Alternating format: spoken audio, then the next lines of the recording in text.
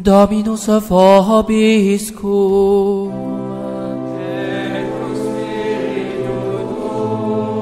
Sequentia Sancti Evangelii secundum Luca.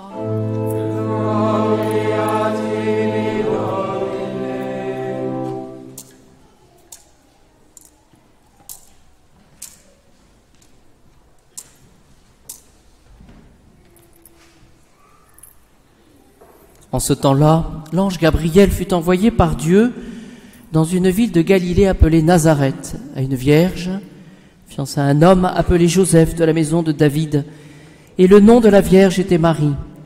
L'ange entra chez elle et dit « Salut, pleine de grâce, le Seigneur est avec toi, tu es bénie entre les femmes. » À cette parole, elle fut troublée, et elle se demandait ce que signifiait cette salutation. Alors l'ange lui dit « Ne crains pas, Marie, car tu as trouvé grâce auprès de Dieu. Voici que tu concevras dans ton sein et que tu enfanteras un fils, et tu l'appelleras du nom de Jésus. Il sera grand, et on l'appellera fils du Très-Haut. Le Seigneur Dieu lui donnera le trône de David, son père. Il régnera sur la maison de Jacob à jamais, et son règne n'aura point de fin. » Marie dit à l'ange, « Comment cela arrivera-t-il, puisque je ne connais pas d'homme ?» L'ange lui répondit, « L'Esprit Saint viendra sur toi, et la puissance du Très-Haut te prendra sous son ombre. C'est pourquoi l'être saint qui naîtra de toi sera appelé Fils de Dieu. Voici qu'Élisabeth, ta parente, a conçu elle aussi un fils en sa vieillesse, et c'est le 6e mois pour elle qu'on disait stérile, car il n'est rien d'impossible à Dieu. » Marie dit alors, « Voici la servante du Seigneur, qu'il me soit fait selon ta parole. »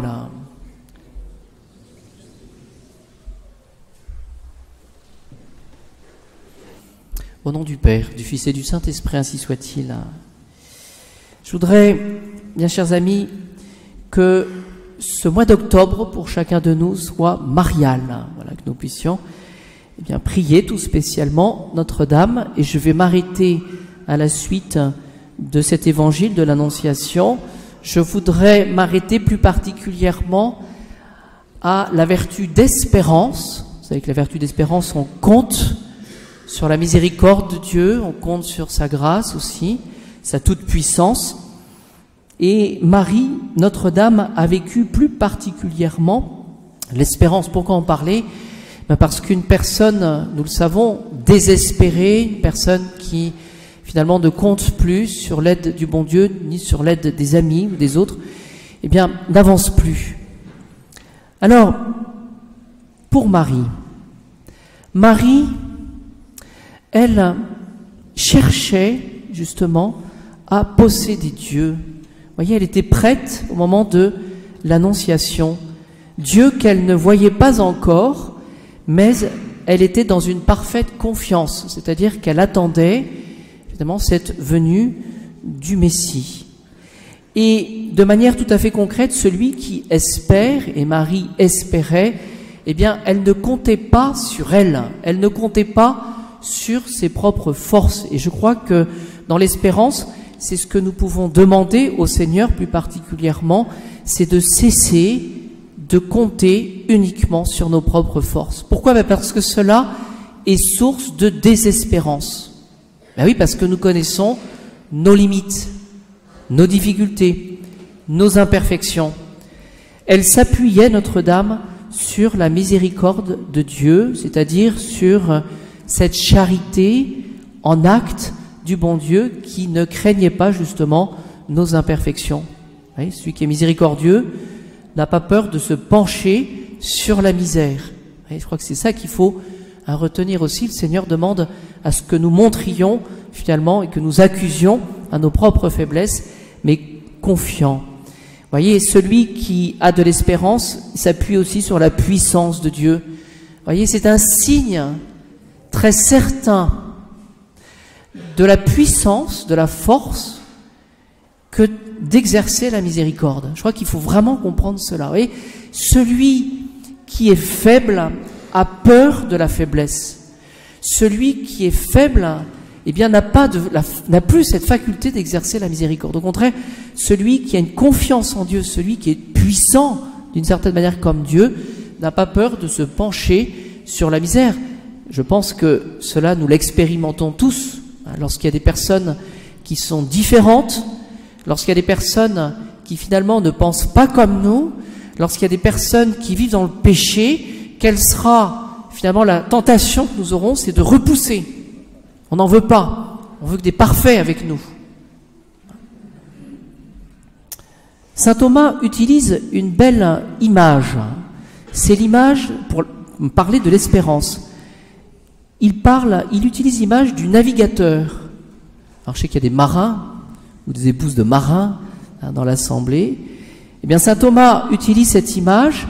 Le navigateur, après avoir pris le bon chemin, après avoir calculé finalement sa route, il va tendre, dit saint Thomas, effectivement vers le but de son voyage, vers le port, avec une certaine certitude. Le port, il ne le voit pas, le but, il ne le voit pas, mais il a une certitude, dit saint Thomas, une certitude de tendance. C'est-à-dire qu'il avance en fonction d'une direction qui s'est donnée et il avance avec confiance. Une certitude de tendance, et cette certitude va augmenter dans la mesure où le port approche, où le but approche. Alors, je ne sais pas si saint Thomas a une bonne appréciation des choses. En attendant, vous voyez, cela nous donne une belle image de l'espérance. C'est pas un saut dans le vide, l'espérance. Et donc, on s'appuie pour l'espérance dans les dons du Saint-Esprit, avec les dons du Saint-Esprit.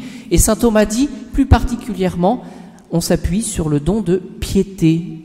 Ça, c'est intéressant aussi de voir que c'est que la piété, c'est cette proximité avec le bon Dieu. Celui qui espère, eh bien, il demande chaque jour au bon Dieu de lui donner un peu plus cette bonne inspiration, cette affection filiale. J'ai confiance, j'ai l'espérance, parce que je sais que le bon Dieu est un Père et qu'il avance. Vous voyez, donc certitude de tendance, je crois que ça peut nous aider cela, et ensuite affection filiale avec le don de piété. Pourquoi? Parce que nous sommes les enfants du bon Dieu et nous pouvons compter sur son secours.